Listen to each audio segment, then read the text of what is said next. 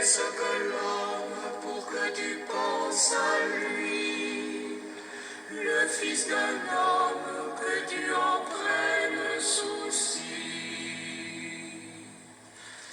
Ô Seigneur, Mes chers frères et sœurs, paix et bien dans le nom de notre Seigneur Jésus-Christ. Une seule chose je nous propose aujourd'hui pour notre méditation. Il t'a été dit que nul n'est au-dessus de la loi, et moi je t'ai dit, l'homme est au-dessus de la loi. Dans la première lecture, Saint Paul est saisi d'une grande émotion à l'idée de ses frères juifs qui sont bien décidés de lui faire la peau au nom de la loi. Ils détiennent même un contrat autorisant sa mort puisqu'il est taxé de trahison.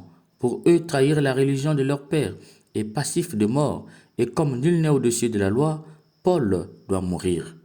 Saint Paul écrit pour se défendre de cette accusation. Frères, c'est la vérité que je dis dans le Christ. Je ne sens pas, ma conscience m'en rend témoignage dans l'Esprit Saint. Il faut entendre par là que Paul jure qu'il dit la vérité. Il ne voit pas en quoi son choix pour le Christ est une trahison de la religion juive, et par là il doit mourir. D'où il ajoute « J'ai dans le cœur une grande tristesse, une grande douleur incessante ». Il faut entendre par là que Paul souffre du fait que ses frères continuent de placer la loi au-dessus de l'homme, comme si c'est la loi qui fait l'homme, alors que c'est l'homme qui fait la loi.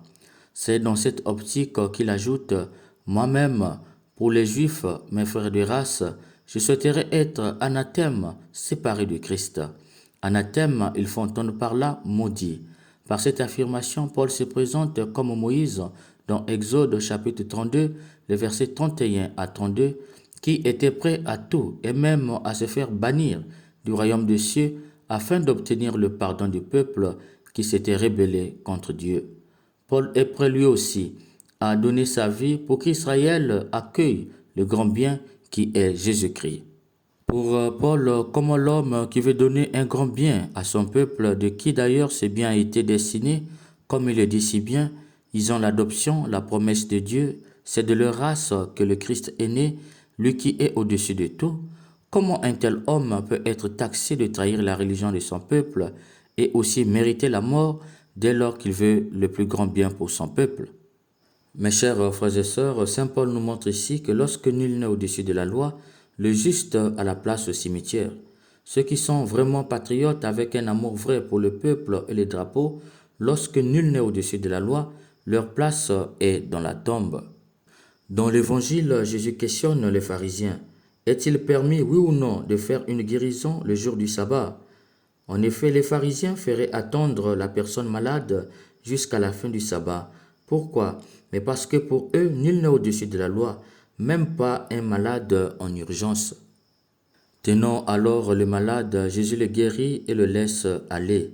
En guérissant ce malade, Jésus leur démontre que la conception « nul n'est au-dessus de la loi » est fausse. C'est plutôt l'homme qui est au-dessus de la loi.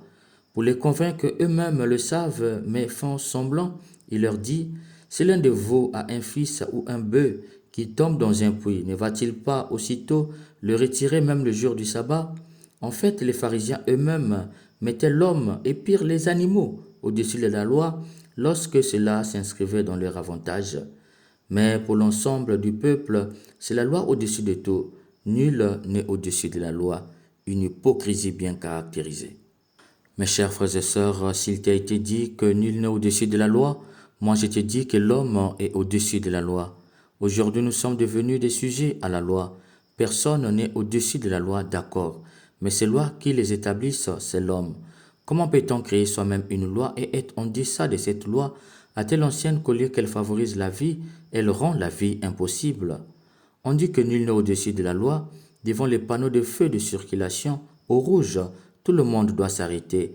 Cependant, le cortège présidentiel où l'ensemble des politiciens ne s'arrêtent pas devant le feu rouge. Nul n'est au-dessus de la loi, mais eux ne respectent pas le feu. Nul n'est au-dessus de la loi. Est-ce pour tout le monde ou pour une catégorie de personnes? Comment peut-on dire que nul n'est au-dessus de la loi si les plus grands criminels politiques sont jugés autrement et font une prison VIP? C'est un mensonge, la loi ne sera jamais au-dessus de l'homme.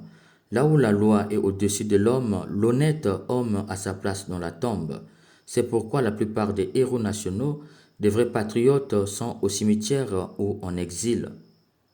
Si l'homme fait de la loi un fétiche, tout simplement, c'est parce qu'elle le place au-dessus de la loi et les autres en deçà de la loi. Nul n'est au-dessus de la loi, c'est pour tout le monde, exception faite pour lui seul, qui doit être au-dessus de la loi. Voilà l'injustice que Jésus dénonce ici. Mes chers frères et sœurs, Saint Paul, dans la première lecture, dit Jésus-Christ est au-dessus de tout. Ce n'est pas à négliger, c'est une confession de foi. S'il est au-dessus de tout, cela veut dire que l'homme est au-dessus de tout, car l'image de Dieu qu'il est, devenu le Christ par son baptême, incorporé dans son corps, cet homme est au-dessus de tout. Rien ne doit être au-dessus de lui si ce n'est Dieu. Si l'homme est réduit à un objet qu'on peut imposer des vaccins au nom de la loi, qu'on peut tuer pour réduire le nombre de la population, qu'on peut neutraliser pour voler les organes, si l'argent est plus important que l'homme, si on peut le tuer parce qu'il est opposant, si on peut le prendre pour un instrument de plaisir, le faire travailler sans pour autant le payer, c'est parce qu'on a placé au-dessus de l'homme la loi. Cher bien-aimé, ne dis pas qu'il est temps, je dois prier ou je dois fermer s'il y a l'homme en face de toi. Comme Jésus, que chez toi l'homme soit au-dessus de la loi. Amen.